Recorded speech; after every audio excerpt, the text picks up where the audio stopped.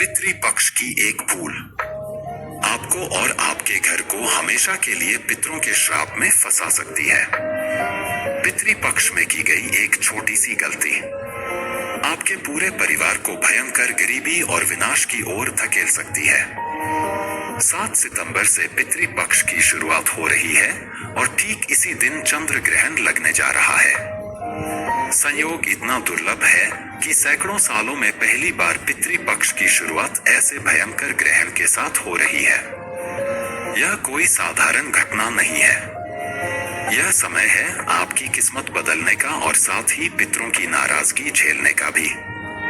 आपको जानकर हैरानी होगी कि पितृपक्ष के दौरान अगर आप भूल से भी 3 चीजें खा लेते हैं तो पितृ क्रोधित हो सकते हैं और उनका क्रोध इतना भयानक होता है कि घर का सुख समृद्धि धन वैभव सब छिन सकता है। हाँ दोस्तों, गलतियां छोटी होती हैं लेकिन उनके परिणाम जीवन भर पीछा करते हैं। और यही नहीं, 2025 का यह पितृपक्ष बेहद खास है। इस बार न केवल ग्रहण की भयावह छाया रहेगी बल्कि देश दुनिया में उथल पुथल देखने को मिलेगी। ऐसे में अगर आप पितरों को प्रसन्न करना चाहते हैं, उनकी असीम कृपा पाना चाहते हैं और अपने घर में धन सुख और शांति का आगमन करवाना चाहते हैं तो यह वीडियो आपके लिए संजीवनी साबित होने वाला है। इस वीडियो में आपको विस्तार से मिलेगा साल 2025 में पितृपक्ष कब शुरू होंगे और कब तक रहेंगे, नवरात्रि कब से प्रारंभ होगी और कब समाप्त होगी, पितृपक्ष में कौन से कार्य करने चाहिए जिससे आपके पितृ आप पर प्रसन्न हो, और सबसे महत्वपूर्ण, इस ग्रहण काल में अपने परिवार की रक्षा कैसे करें और प्रलय जैसी विपत्तियों से खुद को सुरक्षित रखें। दोस्तों, सिर्फ 5 मिनट का समय निकालकर यह वीडियो जरूर देखें क्योंकि इसमें छुपा है वह रहस्य जो आपके जीवन की दिशा बदल सकता है। और हाँ, इस चैनल को सब्सक्राइब करना मत भूलिएगा ताकि हर महत्वपूर्ण जानकारी सबसे पहले आप तक पहुंचे। दोस्तों, जैसा कि आप जानते हैं, भाद्र मास की पूर्णिमा तिथि से पितृपक्ष की शुरुआत होती है और यह सिलसिला चलता है अश्विन मास की अमावस्या तक, जिसे हम सब सर्व पितृ अमावस्या के नाम से जानते हैं। इन 16 दिनों का महत्व इतना गहरा है कि इसे जीवन भर भूलना मुश्किल है। इस बार 2025 में पितृपक्ष 7 सितंबर रविवार से शुरू होकर 21 सितंबर रविवार को समाप्त होंगे। इसके अगले ही दिन यानी 22 सितंबर सोमवार से शारदीय नवरात्रि का शुभारंभ होगा।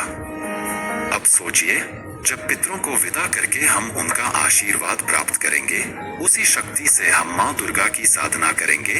यह संयोग अपने आप में बहुत ही पावन और दुर्लभ है। दोस्तों, शास्त्रों में कहा गया है कि इस अवधि में यमराज स्वयं पितरों को मुक्त कर धरती पर भेजते हैं ताकि वे अपने वंशजों से मिल सकें, उनका स्नेह, तर्पण और श्रद्धा का अर्पण स्वीकार कर सकें।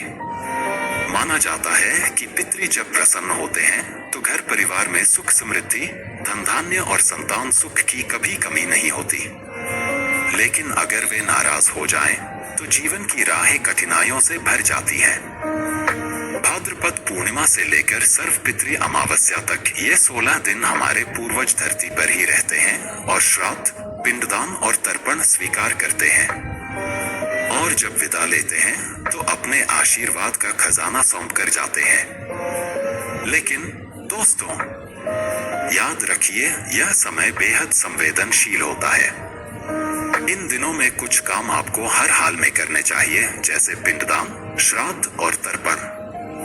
वहीं कुछ ऐसी गलतियां हैं जो भूलकर भी नहीं करनी चाहिए, वरना पितरों की कृपा की जगह रुष्टता मिल सकती है। शास्त्र कहते हैं कि इन 16 दिनों में यदि नियमों का पालन श्रद्धा और सच्चे मन से किया जाए तो पितृदोष जीवन भर नहीं लगता।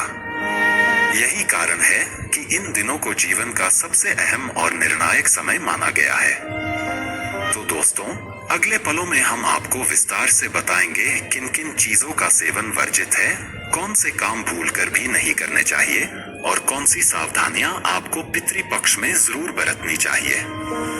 यकीन मानिए, अगर आपने ये रहस्य जान लिए और उनका पालन किया तो आपके जीवन में कभी भी पितरों की नाराजगी नहीं होगी, बल्कि उनकी छत्र छाया हमेशा बनी रहेगी।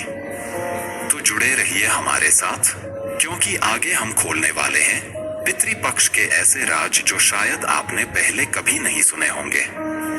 दोस्तों, पितृपक्ष का समय केवल श्राद्ध और तर्पण का ही नहीं, बल्कि संयम और सावधानी का भी समय माना जाता है। शास्त्रों में स्पष्ट लिखा है कि इस दौरान यदि हमने भोजन में थोड़ी सी भी गलती कर दी तो पितरों का आशीर्वाद मिलने के बजाय वे रुष्ट हो सकते हैं। और जब पितृ रुष्ट होते हैं तो घर में दरिद्रता, अशांति और कष्टों का प्रवेश हो जाता है। इसलिए आज का यह वीडियो आपके लिए बेहद खास है। केवल 5 मिनट का समय दीजिए, क्योंकि आगे आप जानेंगे कि पितृपक्ष में कौन कौन सी चीजें भूलकर भी नहीं खानी चाहिए, किन चीजों को घर में नहीं लाना चाहिए और क्यों ये नियम इतने महत्वपूर्ण बताए गए हैं। शास्त्र कहते हैं कि पितृपक्ष में ब्राह्मणों को भोजन कराना, पंचबली अर्पित करना और सच्चे मन से तर्पण करना सबसे बड़ा पुण्य है। लेकिन याद रखिए, भोजन वही होना चाहिए जो सात्विक और शुद्ध हो। प्याज, लहसुन, मांस, मछली, अंडा और अन्य तामसिक आहार, इन सब का पितृपक्ष में सेवन सख्त वर्जित है। क्योंकि शास्त्रों में बताया गया है कि पितरों के भोजन को सबसे पहले भगवान विष्णु और माता लक्ष्मी स्वीकार करते हैं और वे कभी भी तामसिक या अपवित्र वस्तु ग्रहण नहीं करते। जब तक भगवान विष्णु और महालक्ष्मी उस अर्पण को स्वीकार न करें, वह पितरों तक पहुंच ही नहीं सकता। इसीलिए प्याज, लहसुन और मांसाहार का प्रयोग पितृपक्ष में न केवल अनादर माना जाता है, बल्कि यह पितरों की आत्मा को भी अप्रसन्न कर देता है। दोस्तों, अक्सर घरों में एक गलती हो जाती है। लोग सोचते हैं कि हमारे पूर्वजों को प्याज, लहसुन या मांसाहार पसंद था, तो वही बनाकर उन्हें अर्पण करना चाहिए।